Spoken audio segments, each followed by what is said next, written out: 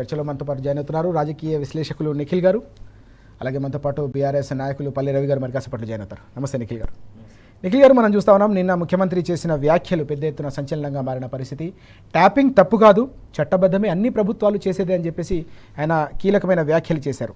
నిజంగానే ట్యాపింగ్ తప్పు కాదన్నప్పుడు 20 నెలల పాటు బీఆర్ఎస్ నాయకత్వంపై వ్యక్తిగత హననం చేసే ప్రయత్నంపై ఎందుకు మీరు చేశారనే అంశం ఈరోజు తెలంగాణ వ్యాప్తంగా కూడా పెద్ద ఎత్తున చర్చకు దారితీస్తున్న పరిస్థితి కూడా కనిపిస్తోంది. రాజకీయంగా బీఆర్ఎస్ నాయకత్వాన్ని ఎదుర్కోలేక మాత్రమే రాజకీయంగా బురద జల్లారు తప్ప వాస్తవం లేదనే అంశం ఇప్పటికైనా అంగీకరించండి అనే అంశం కూడా ఇక్కడ కనిపిస్తూ ఉంది. పెద్ద ఎత్తున బీఆర్ఎస్ శ్రేణులు కూడా దీనిపై స్పందిస్తున్న పరిస్థితి తెలంగాణ పౌర సమాజం కూడా అర్థం చేసుకుంటున్న సందర్భం. 20 నెలల పాటు కేవలం రాజకీయ కక్ష సాధింపులో భాగంగా బురద జల్లారు తప్ప ఇందులో వాస్తవం లేదనే అంశం కూడా తెలంగాణ వ్యాప్తంగా చర్చకు దారితీస్తుంది. ఎట్లా చూడాలి ఈ వ్యాఖ్యలు, మనం ఏ విధంగా అర్థం చేసుకోవాలి, ఏ విధంగా మనం దీన్ని విశ్లేషించాల్సిన అవసరం ఉందంట? ముందుగా మీతో పాటు టీ న్యూస్ ప్రేక్షకులందరికీ నమస్కారం. ఈ ఫోన్ ట్యాపింగ్కి సంబంధించిన మొత్తం వ్యవహారాన్ని చూసే ముందు ఈరోజు కేటీఆర్ గారి పుట్టినరోజు సందర్భంగా గతంలో రాష్ట్రం ఏ రకంగా అనేక రంగాల్లో సంక్షోభంలో ఉంటే కేసీఆర్ గారి నాయకత్వంలో దాన్ని విశ్వవ్యాప్తం చేసి అభివృద్ధి మోడల్ని ఒక తెలంగాణ మోడల్ అంటే ప్రపంచం మొత్తం దేశం మొత్తం ఫాలో అయ్యే విధంగా, దేశంలో అనేక రాష్ట్రాలు తెలంగాణకు వచ్చి నేర్చుకుని పోయే విధంగా ఏ రకంగా అయితే అభివృద్ధి చేసి నిరూపించిండో మనం చూసినామో అటువంటి ఒక గొప్ప వ్యక్తి పుట్టినరోజు జరుపుకుంటున్న సందర్భంగా కేటీఆర్ గారికి పుట్టినరోజు శుభాకాంక్షలు. తను మరింత అభివృద్ధి దిశగా రాష్ట్రంలో అన్ని వర్గాల అభ్యున్నతి కోసం మరింత గొప్పగా పనిచేయాలని కోరుకుంటా ఉన్నాము. ఫోన్ ట్యాపింగ్కి సంబంధించిన వ్యవహారాన్ని మనం ఒకసారి గమనిస్తే గత ప్రభుత్వమే చాలా స్పష్టంగా చెప్పింది. ఫోన్లు ఎట్లా గత ప్రభుత్వంలో ఫోన్లు ట్యాప్ చేస్తున్నారు అన్న విషయాన్ని ప్రతిపక్షంలో ఉండి రేవంత్ రెడ్డి గారు అనేక బహిరంగ సభల వేదికల మీద, వాళ్ళ పార్టీ వేదికల మీద చాలాసార్లు చెప్పిండ్రు ఫోన్లు ఏ రకంగా ట్యాప్ చేస్తారు, మీరు ఎట్లా ట్యాప్ చేస్తారు అని. కేసీఆర్ గారు ముఖ్యమంత్రిగా ఉన్నప్పుడు 100 సార్లు చెప్పిండ్రు.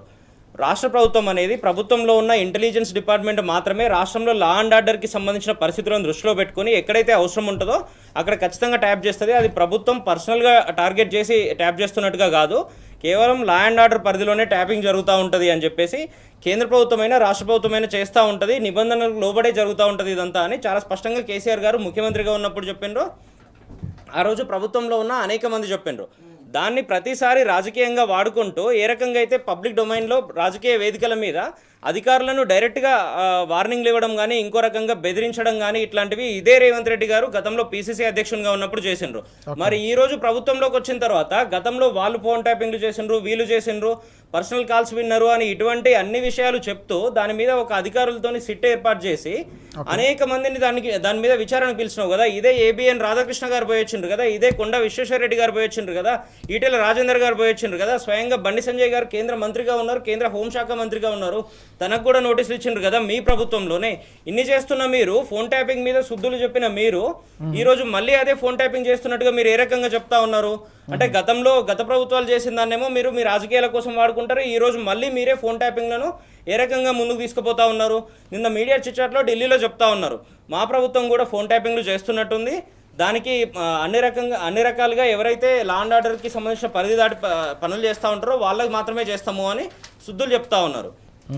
గత ప్రభుత్వం చేసింది కూడా అదే కదా, లా అండ్ ఆర్డర్కి సంబంధించి ఎవరైతే ఇబ్బందులు పెడుతున్నారో వాళ్ళని మాత్రమే చేస్తే మీరు దాన్ని పర్సనల్గా అందరినీ టార్గెట్ చేసి రాజకీయాల కోసం వాడుతున్నారు అన్న విధంగా మీరు దాన్ని పబ్లిక్ డొమైన్లో చర్చకు తీసుకొచ్చి అనేక రకాలుగా దాని మీద లేనిపోయిన అనుమానాలు క్రియేట్ అయ్యేటట్టు చేసిండ్రు. మరి ఈ రోజు మీ మంత్రులే చెప్తా ఉన్నారు కదా, మీ మంత్రులు చెప్తున్నట్టుగానే మీడియాలో వార్తలు వస్తూ ఉన్నాయి కదా, మా ముఖ్యమంత్రి మా మంత్రులవే మేము మాట్లాడుకునే ఫోన్లు కూడా వింటా ఉన్నారు, మా ఫ్యామిలీ మెంబర్స్ ఫోన్లు వింటా ఉన్నారు, మా దగ్గర పనిచేసే ఎంప్లాయీస్ మా పిఏలు కానీ డ్రైవర్లు కానీ వీళ్ళ ఫోన్లు కూడా వింటా ఉన్నారని చెప్తా ఉన్నారు.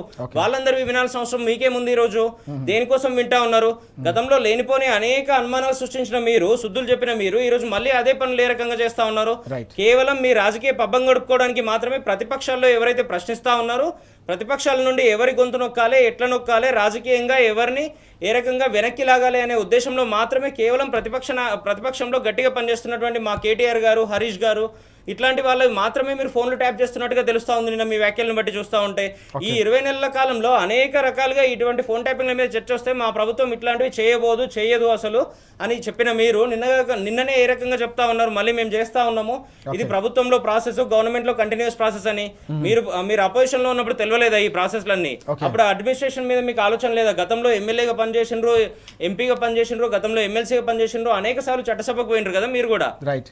ఇటువంటివన్నీ పక్కన పెట్టి ఈరోజు కేవలం రాజకీయ కక్ష సాధింపుల్లో భాగంగానే నిన్నగాక మొన్న బీఆర్ఎస్కు సంబంధించి ప్రధాన ప్రతిపక్షానికి సంబంధించిన ఒక సికింద్రాబాద్ కంటోన్మెంట్ ఏరియాకి సంబంధించిన ఒక సోషల్ మీడియా యాక్టివిస్టు యాదాద్రిలో గుడికి పోతే కూడా అతను ఫోన్ ట్యాప్ చేసి గుడిలో నుంచి దర్శనం చేసుకుంటా ఉంటే క్యూ లైన్ నుండి ఎత్తుకొచ్చిండ్రు. ఇటువంటి రకాలుగా మీరు ఏ రకంగా ఫోన్లు ట్యాప్ చేస్తూ ఉన్నారు, ఎక్కడెక్కడ ఎవరిని ఫాలో అవుతా ఉన్నారు, ప్రతిదీ గమనిస్తూ ఉన్నాం. గతంలో మీరు చెప్పినట్టుగానే ఇప్పుడు కూడా కేటీఆర్ గారు చాలా స్పష్టంగా చెప్తా ఉన్నారు, ఎవరెవరైతే ఈ ఫోన్ ట్యాపింగ్లకు పాల్పడి బీఆర్ఎస్ కార్యకర్తలను కానీ బీఆర్ఎస్ నాయకులను కానీ ఇబ్బందులు పెడతా ఉన్నారో వీళ్ళందరి మీద ప్రతి అధికారి మీద రివ్యూ ఉంటుంది, ప్రతి అధికారి మీద చర్యలు ఉంటాయి అనేది చాలా స్పష్టంగా చెప్తా ఉన్నారు. నిజంగానే లా అండ్ ఆర్డర్కి సంబంధించి ఏదైనా ఇబ్బంది జరుగుతూ ఉంటే దాని మీద చర్యలు తీసుకోండి. ఈ రోజు రాష్ట్రంలో లా అండ్ ఆర్డర్ ఎంత కుప్పగూలిందో మనం చూస్తా ఉన్నాము, ఎన్ని హత్యలు ఆత్మహత్యలు జరుగుతా ఉన్నాయో చూస్తా ఉన్నాము. నిన్నగాక మొన్న మూసపేటలో నడి రోడ్డు మీద కారులో ట్రావెల్ చేస్తున్న వాళ్ళ మీద గంజాయి బ్యాచ్ ఏ రకంగా అటాక్ చేసింది మనం చూసినాము. మరొక విషయం గమనిస్తే నల్గొండ జిల్లాకు సంబంధించి ఉమ్మడి నల్గొండకు సంబంధించి మిర్యాలగూడలో ఆర్టీసీ బస్సు రాత్రి పార్కింగ్ లో పెడితే మొత్తం బస్సునే తగలబెట్టిన పరిస్థితులు చూసినాం. నిన్ననే జరిగింది ఈ సంఘటన. రాష్ట్రంలో ఇటువంటి అనేక సంఘటనలు జరుగుతూ ఉన్నాయి, అనేక హత్యలు జరుగుతూ ఉన్నాయి, ఆత్మహత్యలు జరుగుతూ ఉన్నాయి, అత్యాచారాలు జరుగుతూ ఉన్నాయి. వీటన్నిటి మీద మీరు ఏ రకంగా లా అండ్ ఆర్డర్ పక్కన పోయింది, ఏ రకంగా కుప్పగూలింది అనే మీద మీరు ఫోకస్ చేయకుండా స్వయంగా హోంమంత్రిగా కూడా మీరే ఉండి వాటన్నిటిని పక్కన పెట్టి కేవలం ఎవరైతే ప్రశ్నిస్తూ ఉన్నారో, ఎవరైతే ప్రతిపక్షంలో ఉన్నారో, ఎవరైతే ప్రభుత్వ వైఫల్యాలను ప్రజలకు తెలియజేసే విధంగా పనిచేస్తూ ఉన్నారో, నిజంగా ప్రజలకు ఎవరైతే అండగా ఉన్నారో వాళ్ళందరి మీద టార్గెట్ చేసే విధంగానే మీ ఫోన్ ట్యాపింగ్ వ్యవహారం అంతా నడుస్తూ ఉంది. ఇప్పటికైనా ఈ ఆలోచన మానుకొని లా అండ్ ఆర్డర్ మీద ఫోకస్ చేయండి, ప్రభుత్వాన్ని ఏ రకంగా ముందుకు తీసుకుపోవాలి, అప్లిఫ్ట్ చేయాలనే మీద ఫోకస్ చేయండి. ఖచ్చితంగా ఇటువంటివన్నీ మీరు మానుకోవాల్సిన అవసరం ఉంది. మనం చూస్తా ఉన్నాం ఫోన్ ట్యాపింగ్ సంబంధించి తప్పు కాదు అని చెప్పేసి ముఖ్యమంత్రి ఢిల్లీలో చేసిన వ్యాఖ్యలు ఏవైతే ఉన్నాయో ఇవి సంచలనంగా మారుతున్న పరిస్థితి. అంటే కేవలం 20 నెలల పాటు కేవలం బీఆర్ఎస్ నాయకత్వాన్ని, బీఆర్ఎస్ ముఖ్య నాయకులు కేటీఆర్ గారు, హరీష్ రావు గారిని, ఇతర నాయకుల్ని కేవలం రాజకీయంగా ఎదుర్కోలేక మాత్రమే బురద జల్లారు తప్ప వాస్తవం లేదనే అంశం ఈరోజు తెలంగాణ వ్యాప్తంగా చర్చకు దారితీస్తున్న పరిస్థితి కనిపిస్తోంది. చట్టబద్ధమే అన్ని ప్రభుత్వాలు చేసేదే అని చెప్పేసి ముఖ్యమంత్రి చేసిన వ్యాఖ్యలు ఏవైతే ఉన్నాయో ఇవన్నీ కూడా వాస్తవాన్ని తెలియజేస్తున్నాయని నిఖిల్ గారు చాలా స్పష్టంగా చెప్తా ఉన్నారు. కేవలం బురద జల్లాలనే ప్రయత్నం, రాజకీయంగా దెబ్బతీయాలన్న ఏకైక లక్ష్యంతో మాత్రమే చేశారు తప్ప ఎక్కడ కూడా ఎలాంటి వాస్తవం లేదని ముఖ్యమంత్రి స్వయంగా అంగీకరించినట్టయింది ఈ వ్యాఖ్యల ద్వారా అని చెప్పేసి నిఖిల్ గారు చెప్తున్న సందర్భాన్ని కూడా మనం చూస్తా ఉన్నాం. చర్చలో మనతో పాటు బీఆర్ఎస్ నాయకులు పల్లె రవికుమార్ గారు కూడా జాయిన్ అవుతున్నారు. రవి గారు నమస్తే. రవి గారు మనం చూస్తున్నాం, గుడ్ మార్నింగ్ అండి. మనం చూస్తున్నాం ట్యాపింగ్ తప్పు కాదని చెప్పేసి నిన్న ముఖ్యమంత్రి చేసిన వ్యాఖ్యలు అనేవి పెద్ద ఎత్తున తెలంగాణ వ్యాప్తంగా కూడా చర్చ దారితీస్తున్న పరిస్థితి. ఇప్పుడు మౌలికమైన ప్రశ్న ఒకటి వస్తుంది, నిజంగానే ట్యాపింగ్ తప్పు కాదన్నప్పుడు ఈ కేసులు ఎందుకు, విచారణలు ఎందుకు, దర్యాప్తులు ఎందుకు, 20 నెలల పాటు చేసిన ఈ మొత్తం వ్యవహారం ఎందుకు అనేది ప్రధానంగా తెలంగాణ వ్యాప్తంగా ప్రజల్లో జరుగుతున్న చర్చ.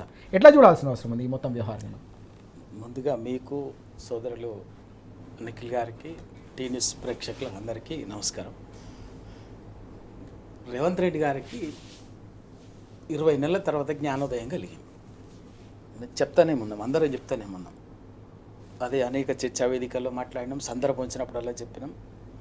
ఈ దేశంలో ఫోన్ ట్యాపింగ్ అన్నది ఇవాళ కొత్త కాదు. ఇది చాలామందికి ఏదో పెద్ద గొమ్మ ఏదో అనిపిస్తుంది, కొత్త కాదు.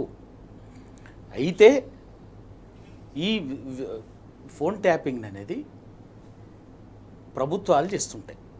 ప్రభుత్వాలంటే ప్రభుత్వంలోని నిఘా వ్యవస్థలు చేస్తాయి. ఆ నిఘా వ్యవస్థల్లో ఇంటెలిజెన్సీ ఉంటుంది, స్పెషల్ బ్రాంచ్ ఉంటుంది. మన తెలంగాణ లాంటి కొన్ని చోట్ల తెలంగాణలో ఇదివరకు గతంలో anti Naxals wing, terrorist wing, SIB, ఇట్లా రకరకాల కౌంటర్ ఇంటెలిజెన్స్ ఇవన్నీ కూడా చేస్తాయి. ఎందుకు అంటే సహజంగా ప్రభుత్వం మీద యాంటీ ఎస్టాబ్లిష్మెంట్స్, ప్రభుత్వాలకు వ్యతిరేకంగానో ప్రభుత్వాల విధానాల మీదనో క్రిటికల్గా పనిచేస్తున్నటువంటి వ్యవస్థలు, వ్యక్తులకు సంబంధించినటువంటి కదలికలని నిరంతరం పర్యవేక్షిస్తూ ప్రభుత్వం వాళ్ళకి ఇస్తుంటారు. అంతే. ప్రభుత్వం అయితే రాష్ట్రంలో ముఖ్యమంత్రి కావచ్చు, కేంద్రంలో ప్రధానమంత్రి కావచ్చు, వీళ్లకు ఈ విభాగాల నుంచి నివేదికలు వస్తుంటాయి. వాళ్ళు ఎట్లా చేస్తారు, ఏం చేస్తారంటే వాళ్ళ పద్ధతి వాళ్ళకు ఉన్నది. చట్టం అనుమతి ఇచ్చినట్టు పద్ధతి ఉన్నది. కొన్ని సందర్భాల్లో రకరకాల పద్ధతుల్లో వాళ్ళు చేస్తారు. ఇది వాస్తవం, అంగీకరించాల్సినటువంటి వాస్తవం. ఇది చట్టం అనుమతించింది. దీనికి కొన్ని సందర్భాల్లో వాళ్ళు నిఘా వ్యవస్థలు దానికి కొంచెం పరిధికి మించి కూడా చేస్తుంటారు. ఇంతెందుకండి, తెలంగాణ ఉద్యమంలో మాలాంటి వాళ్ళ ఫోన్ నెంబర్లు 2009 నుంచి 14 దాకా బిల్ పాస్ అయ్యేంత వరకు నిరంతరంగా ఫోన్లో ట్యాప్ అయినాయి. ఎవరు చేశారు మరి అప్పుడు? ఇంకా ఇంత కూడా కాదు, 2000 అనుకుంటా, నాకు కరెక్ట్గా సంవత్సరం గుర్తు లేదు. ఓకే 2001 ఆ ప్రాంతంలో పార్లమెంటుని వారం రోజుల పాటు కుదిపేసిందండి. పార్లమెంటు ఉభయ సభల్ని ఫోన్ ట్యాపింగ్ అనేది పెద్ద ఇష్యూగా మొత్తం ఉభయ సభల్ని ప్రతిపక్షాలు స్తంభింపజేసినాయి. దేనికోసం చేస్తున్నారు మా ఎమర్జెన్సీలో ఇందిరాగాంధీ గారి మీద కూడా వచ్చినటువంటి పెద్ద సమస్య. ఇప్పుడు మీడియా జర్నలిస్టులు, ఆఫీసర్లు, పొలిటికల్ అందరి ఫోన్లు ట్యాపింగ్ చేసి మా యాక్టివిటీని చేసి వాళ్ళని ఎప్పటికప్పుడే జైల్లో పెట్టిరనేది ఉన్నటువంటి ఇట్లా చేసుకుంటా పోతే ఇవన్నీ వాస్తవాల్ని మరచి రేవంత్ రెడ్డి గారు గడచిన 4 సంవత్సరాలుగా ఆయన పిసిసి అధ్యక్షుడైనప్పటి నుంచి చేసిన పని ఏంటంటే కేవలం కేసీఆర్ గారిని, కేటీఆర్ గారిని వ్యక్తిత్వ హననం కోసం, రాజకీయ కక్షతోటి వాళ్ళ మీద ఏమి ఆరోపణలు చేయలేక, రాజకీయంగా ఎదుర్కొనలేక కేసీఆర్ గారు కానీ, కేటీఆర్ గారికి కానీ ప్రజల్లో వచ్చినటువంటి స్పందన, ప్రజల నుంచి వచ్చినటువంటి యాక్సెప్టెన్సు, వాళ్ళ దాన్ని ఏమి చేసేదేమి లేక కేవలం క్యారెక్టర్ అసాసినేషన్ కోసం దీన్ని ఒక అస్త్రంగా, రాజకీయ కక్షగా, అదొక నేరేటివ్స్లో ఒక పర్సెప్షన్ బిల్డప్ చేసినటువంటి వాడు రేవంత్ రెడ్డి. తెలుసు మనం ఎంత దూరం పోయిందో తెలుసు. ఆఖరికి నేను ఆ మాట వాడకూడదు, కానీ నేను కొంత దాని గ్రావిటీ తెలియడం కోసం మాత్రమే చెప్తున్నాను. TRS party working president KTR గారికి ఒక రంగు కట్టేటటువంటి ఒక చిల్లర, ఒక రాజకీయ దిగజారుడుతనానికి దిగజారి వాళ్ళ వ్యక్తిత్వ హననం చేసి మొత్తం ఒక ప్రైవేట్ టాక్స్ ఎక్కడెక్కడ ఉండేది. వాళ్ళ ఉద్దేశం ఏంటంటే తెలుసు, రేవంత్ రెడ్డి గారికి తెలుసు, ఆయన చుట్టూ ఉండి దీన్ని ఒక పర్సెప్షన్ బిల్డప్ చేసి ఒక విష ప్రచారాన్ని, దుష్ప్రచారం చేస్తున్నటువంటి వాళ్ళందరికీ తెలుసు ఇది కాదు అని. కానీ కేటీఆర్ గారి వ్యక్తిత్వాన్ని దెబ్బతీయటం కోసము, ప్రజల్లో ఒక మనసుల్లో, మెదళ్లలో ఒక విషం నింపటం కోసం ఒక విష ప్రచారాన్ని పనిగట్టుకొని మొదలుపెట్టి ఇవాళ ఏమైంది, ఎందుకు ఇవాళ వచ్చిందంటే ఇవాళ స్వయంగా ఆయన మీద స్టార్ట్ అయింది. ఆయన మంత్రివర్గంలోనే మంత్రులే, ముఖ్య నాయకులదే వాళ్ళకి సంబంధించినటువంటిది. ప్లస్ ఏఐసిసి దాచిపెట్టేదేమున్నది, ఏఐసిసి ఇన్ఛార్జి నటరాజన్ ఆమె ఫోన్ కూడా ఓ ప్రైవేట్ ట్యాప్ చేస్తున్నారు, ఆమె టాక్స్ని కూడా ఆమె మాట్లాడుతున్నాయి, అన్నీ కూడా ట్యాపింగ్ చేస్తున్నారని చెప్పేసి వాళ్ళ బయటంగా చర్చ మొదలైంది. విత్ ఇన్ ద పార్టీలో అది గుప్పుమంటుంది. కాంగ్రెస్ పార్టీలో గాంధీ భవన్ నుంచి ఏఐసిసి వరకు అదొక పెద్ద నడుస్తున్నది. ఒక మంత్రి ఈ మధ్యన ఇద్దరు మంత్రులు, సీనియర్ మంత్రులు మాట్లాడుకున్నది. ఒక మంత్రి సీఎం గారి దగ్గరికి పోని సీఎం గారు యాజ్ ఇట్ ఈస్గా చెప్పిండట. ఆ చెప్పడంతో ఆ షాక్ అయినటువంటి మంత్రి ఇది ఎట్లొచ్చింది, సాధ్యమైందంటే ఫోన్ ట్యాపింగ్ అయిపోయింది. దాన్ని ఇంటర్నల్గా మంత్రులు, ఎమ్మెల్యేలు సొంత పార్టీలోనే ఒక సీరియస్ వాతావరణం వచ్చింది. దాని నుంచి అది కాంగ్రెస్లో ఎక్కడికో పోయి ఈయనకు మెడకు జుట్టుకోకుండా ఉండడం కోసం ఈ నాటకం, కొత్త నాటకం ఏంటంటే తన వరకు వచ్చేసింది కదా ఇప్పుడు. అందుకే ఇది ఏం సంబంధం లేదు, నాకేం సంబంధం లేదు, ఇది ప్రభుత్వాలు ఇప్పుడు చేస్తూనే ఉంటాయి, అది చట్టం అనుమతించింది, అంతే యథామామూలు జరుగుతూనే ఉంటాయి అనేటటువంటి ఒక మెసేజ్. నాకు ఏం సంబంధం లేకుండానే పోలీసులు వ్యవస్థలు చేస్తాయని చెప్పేసి. అంటే దీని అర్థం ఏంటంటే మరి నువ్వు నువ్వు 4 సంవత్సరాలు చేసిన పని ఏంది, ఇప్పటి వరకు కేసులు విచారణ ఎందుకు? మరి అటువంటి అప్పుడు విచారణ ఎంత తప్పు? ఇలా ప్రభాకర్ రావు గారిని, తిరుపతి అన్నని, మిగతా పోలీసు అధికారులని ఎంత మీరు వేధించారు. ప్రభుత్వాలకు వాళ్ళకి కావాల్సినటువంటి సమాచార సేకరణ కోసం వాళ్ళ పని వాళ్ళు చేసింది. ఎంత వ్యక్తిగతంగా వాళ్ళని, వాస్తవంగా చట్టం ఏం చెప్తున్నది, ఫోన్ ట్యాపింగ్ని అనుమతించింది, దానికి నిర్దిష్టమైనటువంటి నిబంధనలు ఉన్నాయి. ఆ నిబంధనలకు అనుగుణంగా చేస్తూనే ఇంకా చట్టం చాలా స్పష్టంగా ఉంది ఏమంటే ఫోన్ ట్యాపింగ్ ప్రాసెస్లో ఇన్వాల్వ్ అయ్యే అధికారుల పేర్లు కూడా బయటికి రావద్దు అని చెప్పేసి చెప్పింది. ఎందుకంటే బయట ఉండేటటువంటి ఫోన్ ట్యాపింగ్ చేస్తున్నట్టు ఈ ప్రాసెస్లో ఉన్నటువంటి అధికారుల పేర్లు బయటికి వస్తే ఆ వాళ్ళకు వ్యక్తిగతంగా వాళ్ళకు కానీ, కుటుంబ సభ్యులకు కానీ, బయట సంస్థల నుంచి, సమాజ వ్యతిరేక శక్తుల నుంచి, సంఘ వ్యతిరేక శక్తుల నుంచి వాళ్ళకి ప్రమాదం ఉంటుంది కాబట్టి వాళ్ళ పేర్లు బయట రావద్దని చెప్పింది. కానీ వాళ్ళ మీద కేసు పెట్టి, హింస పెట్టి, వాళ్ళని ఎంత ఇబ్బంది పెట్టి చేసిన విచారణ చేస్తుంది. తెలిసింది ఏంటంటే ఏమి లేదు ఉత్తగి ఇదంతా అయితేనే ఉంటుంది అని చెప్పేసి అంటే Okay. కేవలం తన అవసరం కోసము ఏం చేయటానికైనా ముఖ్యమంత్రి గారు ఆయన చుట్టూన్నటువంటి వాళ్ళు ఓకే దిగజారుతారు, కక్షపూరితంగా ప్రతీకారంగా Okay. చేస్తారు అన్న దానికి వాళ్ళ ఫోన్ ట్యాపింగ్ వ్యవహారం అనేది తన వరకు వచ్చేసరికి ఇదంతా మామూలే, ప్రభుత్వాలకు అనుమతి ఉంది, ప్రభుత్వాలు ఎప్పుడు అందరూ చేస్తారు, మేము చేసినాం, Okay.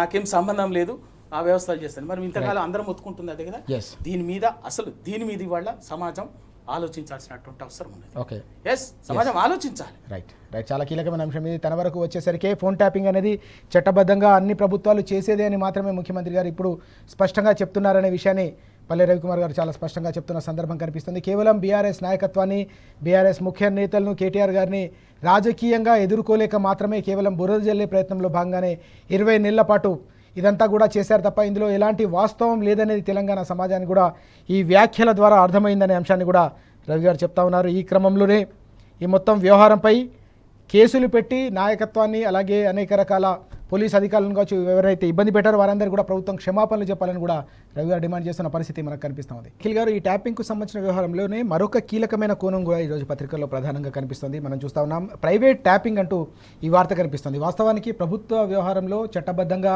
ట్యాపింగ్ తప్పు కాదని చెప్పేసి ఓవైపు స్పష్టం చేస్తున్న నేపథ్యంలో ప్రైవేటులో మొత్తం అంతా కూడా వ్యవహారం నడుస్తుంది, కొంతమంది వ్యక్తులను పెట్టుకుని ఇదంతా ట్యాపింగ్ చేస్తున్నారనే అంశాన్ని మనం ఎట్లా చూడాల్సిన అవసరం ఉందంటారు? ఈ ట్యాపింగ్కి సంబంధించిన దాంట్లో ఒకవైపు ఇంటెలిజెన్స్ వ్యవస్థ రాష్ట్ర ప్రభుత్వంలో ఉండే విభాగం ఏ రకంగా చేస్తుందో మనం ఇందాక మాట్లాడుకున్నాము. అది కాకుండా దాని ద్వారా కేవలం ఆ ఇంటెలిజెన్స్ వ్యవస్థ నుండి చేసేది చట్ట పరిధిలో లా అండ్ ఆర్డర్కి సంబంధించి మాత్రమే చేయాల్సి ఉండగా అదే పోలీస్ వ్యవస్థను వాడుకొని ఈరోజు ప్రైవేటు వ్యక్తులది లేదంటే ప్రతిపక్ష నాయకులది ఏ రకంగా చేస్తుండో కూడా మనం చూసినాము. దాన్ని అన్నింటినీ అదనంగా వాళ్ళ ప్రభుత్వంలో ఉండే మరింత మంది కీలక వ్యక్తులను, దాంతోపాటు రాష్ట్ర ప్రతిపక్షంలో ఉన్నటువంటి అనేక మంది నాయకులను వీళ్ళ ఫోన్లన్నీ ట్యాప్ చేయడానికి ఇజ్రాయెల్ నుండి కానీ ఇంకో దగ్గర నుండి కానీ ప్రైవేట్ డివైజులు తెప్పించి గతంలో ఇదే రేవంత్ రెడ్డి గారికి పర్సనల్గా ఎవరైతే ఈ అకౌంట్స్ మెయింటైన్ చేయడం కానీ వాళ్ళ హ్యాండిల్స్ వాడడం కానీ ఇవన్నీ ఎవరైతే చేస్తుండేనో అదే వ్యక్తుల ద్వారా ప్రైవేట్గా ఈరోజు ఎస్టాబ్లిష్ చేసి ప్రభుత్వానికి సంబంధం లేకుండానే మరొక వ్యవస్థను సమాంతరంగా తను నడుపుతున్న పరిస్థితులు మనం చూస్తూ ఉన్నాం. ఆ వార్తలన్నీ కూడా బయటకు వస్తూ ఉన్నాయి.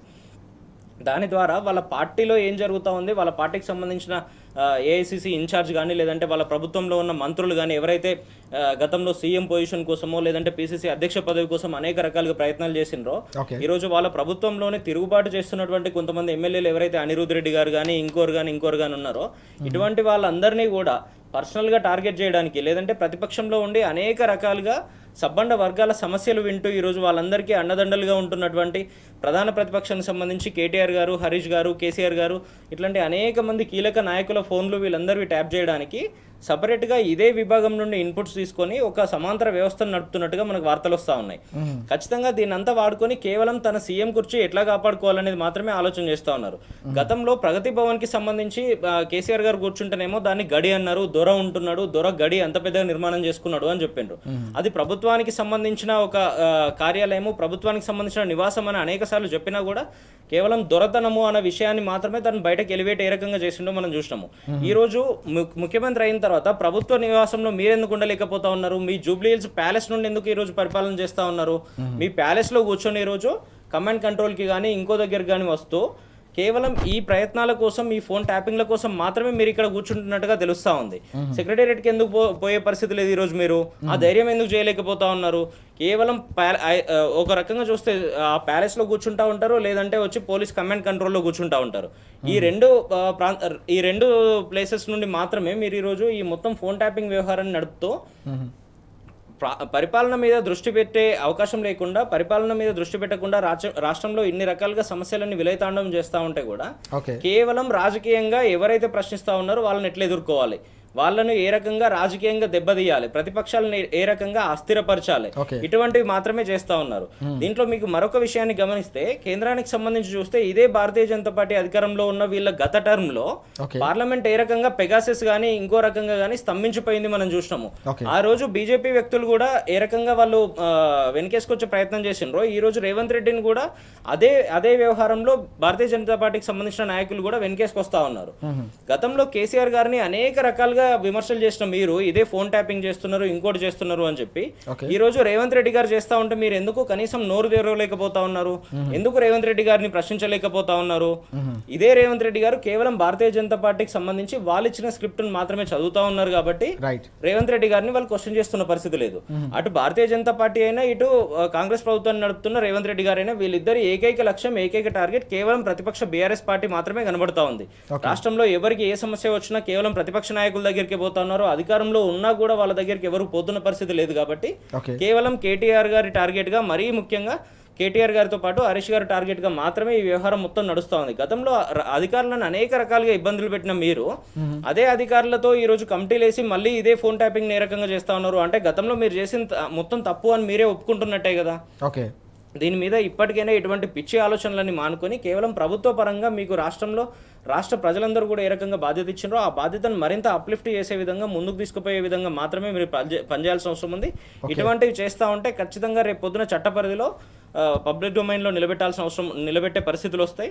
తస్మాత్ జాగ్రత్త అని కూడా ముఖ్యమంత్రి గారు ఒకసారి ఆలోచన చేసుకోవాల్సిన అవసరం ఉంది. Yes sir. రవి గారు, ఇప్పుడు నిఖిల్ గారు చెప్పినట్టు వాస్తవానికి చట్టబద్ధంగా ప్రభుత్వ పరిధిలో నిబంధనల మేరకు ఫోన్ ట్యాపింగ్ జరిగితే ఎలాంటి అభ్యంతరం లేదనే అంశాన్ని ప్రస్తావిస్తున్న పరిస్థితిని మనం చూస్తా ఉన్నాం. ట్యాపింగ్ తప్పు కాదని చెప్పేసి ముఖ్యమంత్రి కూడా చాలా స్పష్టంగా చెప్తున్న సందర్భం. ఈ క్రమంలోనే మరొక కోణాన్ని ఎట్లా చూడాల్సిన అవసరం కనిపిస్తుంది. ఈరోజు పత్రికల్లో వచ్చిన మరో కోణాన్ని, ప్రైవేటు ట్యాపింగ్ కూడా జరుగుతుంది, కొంతమందిని పెట్టుకొని ఇదంతా కూడా నడిపిస్తూ ఉన్నారు. కాంగ్రెస్కు సంబంధించిన మంత్రులు కావచ్చు, ఎమ్మెల్యేలకు సంబంధించిన వ్యవహారాన్ని కూడా వారంతా కూడా ఫోన్ ట్యాప్ చేస్తున్నారనే అంశం ఏదైతే తెరపైకి వస్తుందో దీన్ని మనం ఎట్లా చూడాల్సిన అవసరం?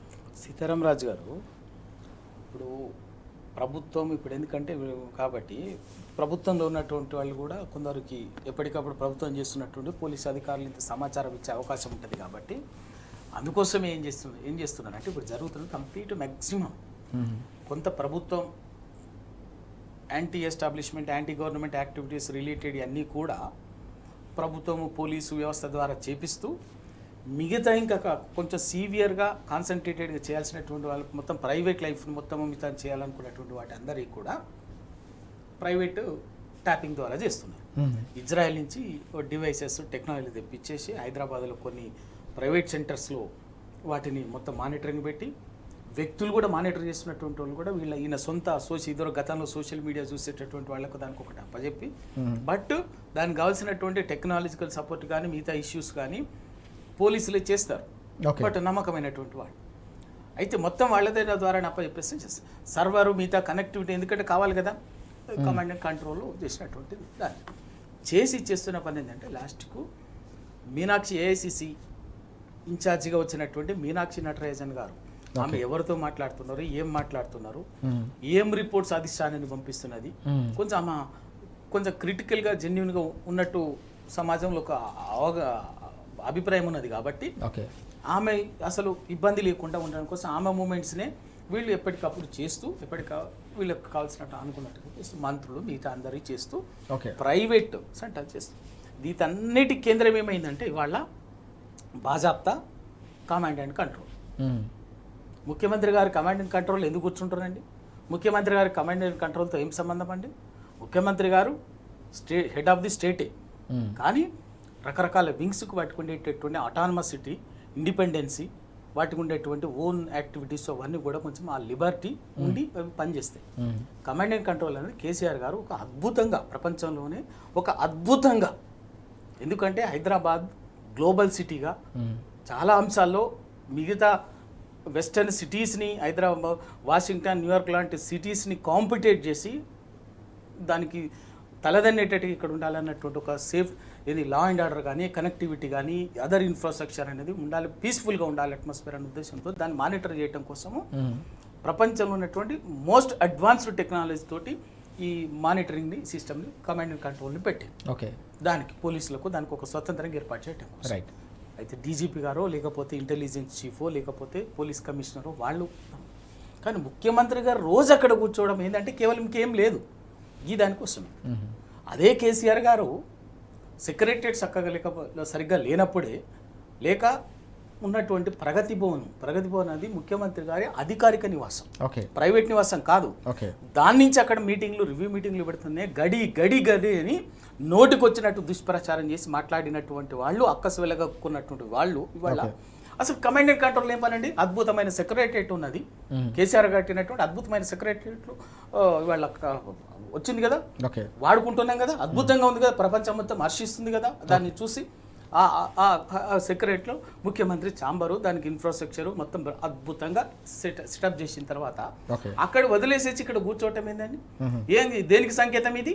దేనికోసం అంటే కేవలం ఏంటంటే ఇటువంటి చౌకబారు వ్యవహారాల కోసం. ప్రైవేటు ఎంత ప్రైవేట్ అనేది ఒక మొత్తం ఏంటంటే ఒక ప్రైవేట్ సైన్యం వైపు, ఒక ప్రైవేట్ వ్యవస్థ వైపు, ప్రైవేట్ చేతుల్లోకి నిఘా వ్యవస్థని, ప్రైవేటు జోక్యం, నిఘా వ్యవస్థలో ప్రైవేట్ జోక్యం, పరిపాలన మొత్తం ప్రైవేట్ జోక్యం, ఇదాక ఒక ఆర్మీ తీసినట్టుగా చేస్తున్నారు. అందే ప్రైవేట్ ట్యాపింగ్ కూడా లాస్ట్ ప్రైవేట్ ట్యాపింగ్ అనేది డివైస్ ఉన్నటువంటి దాన్ని తీసుకొచ్చేసి, ఎందుకంటే పోలీస్ అధికారులు అయితే రేపు టెక్నికల్గా రకరకాల సమస్యలు వస్తాయి, వాళ్ళు కూడా ఏదైనా ప్రభుత్వానికి ఇది జరిగింది అని చెప్పే అవకాశం ఉంటుంది కాబట్టి కేసులు మీద అని ఉంటుంది కాబట్టి ఏంటంటే అది కాకుండా జస్ట్ వాళ్ళని మినిమం వాళ్ళకి ఎంతవరకు ఉపయోగించుకోవాలి అంతవరకు ఉపయోగించి మొత్తం అంతా 90% ప్రైవేటు ఆపరేషన్స్ చేస్తూ మొత్తం అందరినీ ఆయన సొంత పార్టీ వాళ్ళని, సొంత పార్టీ సొంత క్యాబినెట్లో ఉన్నటువంటి వాళ్ళని, ఎమ్మెల్యేలని, మంత్రులని, అధికారులని, తర్వాత ప్రతిపక్ష నాయకులు రకరకాల సంఘాలు పనిచేసేటటువంటి వాళ్ళని ఫోన్ ట్యాప్ చేస్తూ మొత్తంగా ఇదంతా ఒక రకమైనటువంటి ఓ వాతావరణం సృష్టించారు. ఇవాళ అది బయటపడే పరిస్థితి వచ్చి సమాజానికి అర్థమయ్యే స్థితికి వచ్చేసరికి ప్రభుత్వాలు చేస్తూనే ఉంటే అది ఎప్పుడు నిరంతరంగా జరిగేది. మేము ఒక్కరమే కాదు, ఇదివరకు జరిగింది, ప్రభుత్వం అనిపించిందని చెప్పేసి నంగనాచి మాటలు మాట్లాడారు. ఇది సమాజం, తెలంగాణ సమాజం అర్థం చేసుకోవాలి. దీన్ని పసిగట్టినటువంటి మేము టీఆర్ఎస్ పార్టీ ఎందుకు ఫోన్ ట్యాపింగ్ అనేది ఇంతగా విచారణ ఇదంతా కథ నడిపిస్తున్న పసిగట్టే మొదటి నుంచి చెప్పినాం. ఏ విచారణకైనా సిద్ధమని చెప్పినాం. కేటీఆర్ గారి మీద చెయ్యని ఆరోపణ లేదు. ప్రతి ఆరోపణ కూడా కేటీఆర్ గారు ఏం చెప్పిండు, చెప్పిన మాట ఏంది, మీరు ఏం విచారణ చేసుకొని చెప్పండి, లైట్ డిటెక్టర్ పరీక్ష కూర్చుందాం, నువ్వు నేను కూర్చుందాం, బహిరంగంగా కూర్చుందాం రండి అని చెప్పినాం. రారు.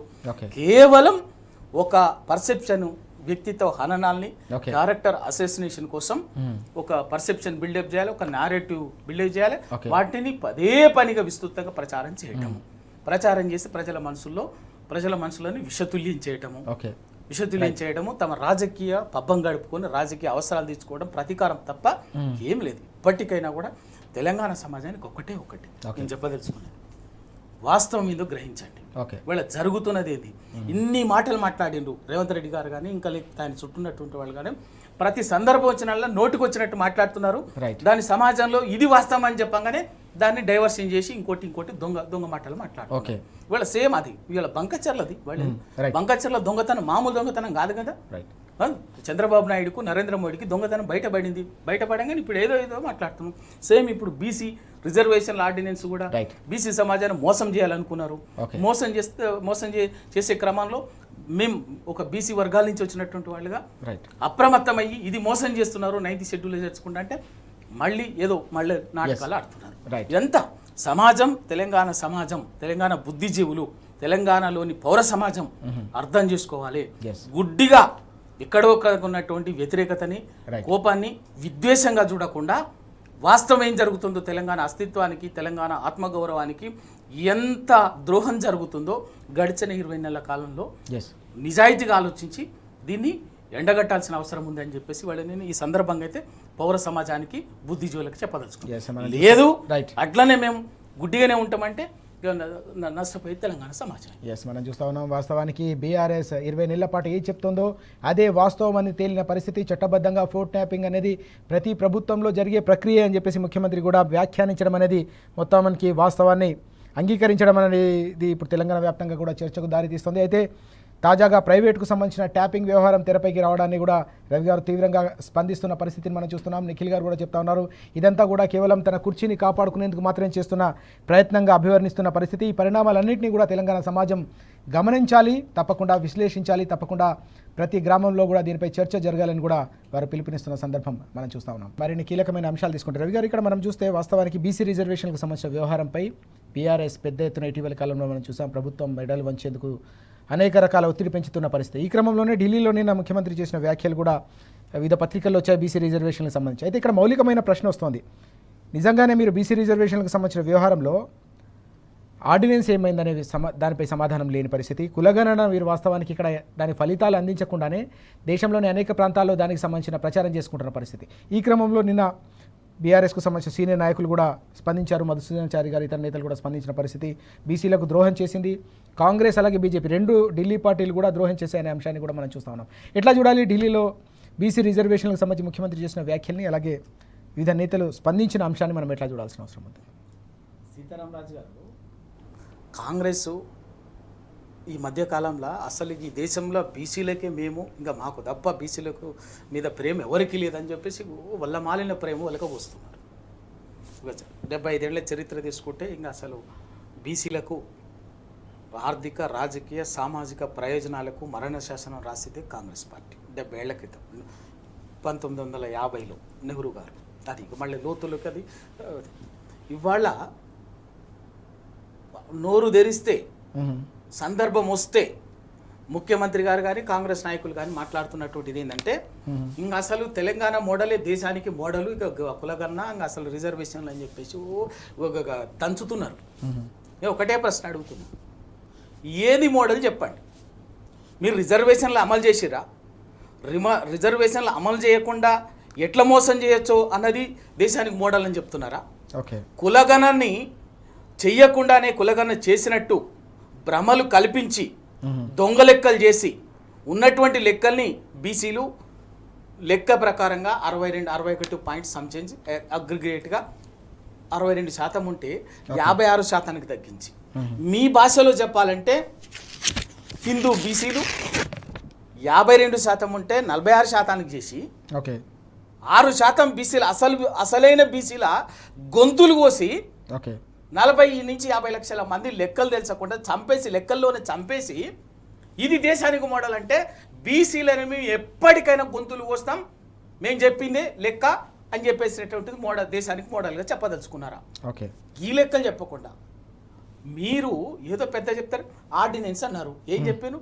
ప్రతి సందర్భంలో కులగణన నుంచి ఈ రోజు వరకు కూడా బీసీల విషయంలో ఓకే, ఆ రోజు అధికారంలోకి రావడానికి కామారెడ్డి డిక్లరేషన్లో అధికారంలోకి వచ్చిన 4 నెలల్లోనే, 6 నెలల్లోనే 42% రిజర్వేషన్లకు చట్టబద్ధత కల్పిస్తామని చెప్పారు. మొదటి అసెంబ్లీలోనే బీసీ సబ్ ప్లాన్కు చట్టబద్ధత కల్పిస్తామని చెప్పారు. ప్రతి సంవత్సరం బడ్జెట్లో 20,000 కోట్లు ఇస్తామని చెప్పిండ్రు, కేటాయిస్తామని చెప్పిండ్రు. 2 బడ్జెట్లు అయినాయి, ఎన్ని కోట్లు కేటాయించారో చెప్పాలి, లెక్కలు చెప్పాలి. నెక్స్ట్ 42% కాంట్రాక్ట్లలో మెయింటెనెన్స్, సివిల్ వర్క్స్ మెయింటెనెన్స్ కాంట్రాక్ట్లలో బీసీలకి 42%, బీసీ కాంట్రాక్టర్లకు 42% ఇస్తామని చెప్పారు. ఏది అమలు చేయలేదే? ఒక చిన్న జీవో ఇస్తే అయిపోతుంది. ఇవన్నీ ఇట్లా ఉన్నటువంటి ఉండగా చేయలే. ఆ రోజు చెప్తుంటే మేనే కులగన్నకు ఉత్తగా గుడ్డిగా ఏదో బీసీ కమిషన్కి ఇచ్చారు, అది చెల్లదు, డెడికేటెడ్ కమిషన్ ఇవ్వాలని చెప్పినాం, అది మోసం చేసిండ్రు. గత్యంతరం లెక్క హైకోర్టు చీవాట్లు పెడితే అప్పుడు డెడికేటెడ్ కమిషన్ వేసిండ్రు. ఆ డెడికేటెడ్ కమిషన్ కూడా ముక్కుబడిగేసిండ్రు. ఆ ముక్కుబడిగేసినటువంటి దాన్ని మళ్ళీ ప్రశ్నించేపటికప్పుడు చేస్తే కూడా చేసిండ్రు. ఇవన్నీ చేసి కూడా ఏంది, అసెంబ్లీలో ఏం చేశారు? బిల్లు పెట్టారు. అందరూ టీఆర్ఎస్ పార్టీ బేషరతుగా మద్దతు ఇచ్చింది. 42% రిజర్వ్ ఢిల్లీకి పంపించారు, రాష్ట్రపతి ఆమోదం కోసం పంపించారు. అది అట్లా ఉండగా మళ్ళీ ఏం చేసి రాజకీయం కోసం ఎన్నికలు వస్తుండగానే ప్రజల్ని బీసీలను మోసం చేయడం కోసం ఆర్డినెన్స్ డ్రామా ఆడారు. రాత్రి అసెంబ్లీని 3 గంటలకు, మధ్యాహ్నం 3 గంటలకు ప్రోరోగ్ చేసి సాయంత్రం గవర్నర్ గారికి ఆర్డినెన్స్ బిల్లు పంపించారు. మరి ఆర్డినెన్స్ ఏమైంది? ఆర్డినెన్స్ ఎందుకు రాలే? మేము చెప్పినాం ఆ రోజు, మొదటి నుంచి డే 1 నుంచి చెప్తున్నాం. బీఆర్ఎస్ పార్టీ బీసీ బిడ్డలుగా బీఆర్ఎస్ పార్టీలో ఉన్నటువంటి మేము మా కేసీఆర్ గారి డైరెక్షన్తో, కేటీఆర్ గారి సూచన మేరకు తమిళనాడు పోయి తమిళనాడు స్టడీ చేసి, మధుసూదనాచారి గారి నాయకత్వంలో శ్రీనివాస్ గౌడ్, మేము అందరం 30 మంది ఎమ్మెల్యేలు, మాజీ ఎమ్మెల్యేలు మంత్రులను పోయి స్టడీ చేసి వచ్చి ప్రభుత్వానికి నివేదిక ఇచ్చినాం. 9th షెడ్యూల్లో చేరిస్తే తప్ప బీసీ రిజర్వేషన్లకు రాజ్యాంగబద్ధత ఉండదు, లేకపోతే న్యాయ విధాలు వస్తే నిలబడదు అని చెప్పేసి ఆ విధంగా చేయడం మేము సహకరించడానికి సిద్ధంగా ఉన్నామని చెప్పినాం. ఆ పని చేయలే. 4 నెలలు అవుతుంది అసెంబ్లీలో బిల్ పాస్ చేసి. మార్చిలో చేసి, మార్చి 9వ తారీఖు చేసి, ఇవాళ వరకు కాలే. ఇప్పుడు ఎప్పుడైతే మేము మొన్న ఆర్డినెన్స్ అనగానే ఈ డ్రామాలు కట్టి పెట్టండి, బీసీలను మోసం చేయండి, ఇప్పుడైనా ఆపండి, ఇది 9th షెడ్యూల్ పెడితే తప్ప నిలబడదని చెప్పేసి చెప్పిన తర్వాత లేకపోతే అని చెప్పేసి, ఎందుకంటే గవర్నరే ఆల్రెడీ సేమ్ అంశం, అదే అంశం మీద గవర్నర్ రాష్ట్రపతికి ఆమోదం కోసం, పరిశీలన కోసం పంపించిన తర్వాత రాష్ట్రపతి పరిశీలన ఉండగా ఇక్కడ గవర్నర్ గారు ఆర్డినెన్స్ ఇచ్చే అవకాశం లేదు, ఎట్లా ఇస్తారు అని చెప్పేసి, ఇచ్చే అవకాశం లేదు, లీగల్ సమస్యలు ఉంటే సంతకం పెట్టడం అని చెప్పేసి చెప్పిన తర్వాత రకరకాలైనటువంటి ఇప్పుడు మళ్ళీ కొత్త డ్రామా ఢిల్లీకి ఓకే ఏదో బీజేపీ ఇద్దరు కలిసి నాటకాలు ఆడతారు. ఓకే ఎస్ పెట్టండి ఇద్దరు కలిసి, వాళ్ళు మాట్లాడతారు మేము బీసీల కోసం అని వాళ్ళు అంటారు, మీరంటారు. ఆపింది ఎవడు మిమ్మల్ని? Yes. పెట్టండి.